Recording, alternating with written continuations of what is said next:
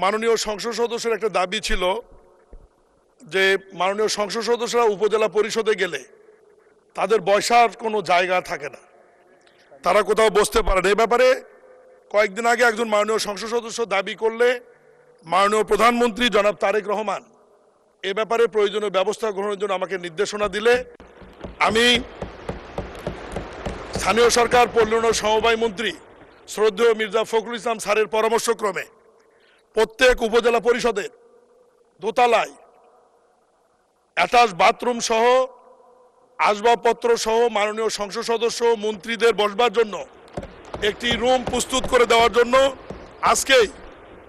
আমরা জিও ইস্যু করেছি, ইউনোদের নামে আদেশ দিয়েছি এবং অচিরেই নতুন ভবনে এবং পুরাতন ভবনে যেখানে যে অবস্থায় আছে সেখানেই এই কক্ষর নামটি হবে পরিদর্শন কক্ষ।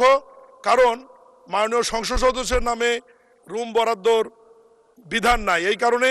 পরিদর্শন কক্ষ নামে এই কক্ষটি থাকবে। মাননীয় এমপিরা ওখানে বসে তাদের প্রয়োজনীয় কার্যক্রম এবং সাধারণ মানুষের সঙ্গে দেখা সাক্ষাৎ এবং সময় ব্যয় করতে পারবেন।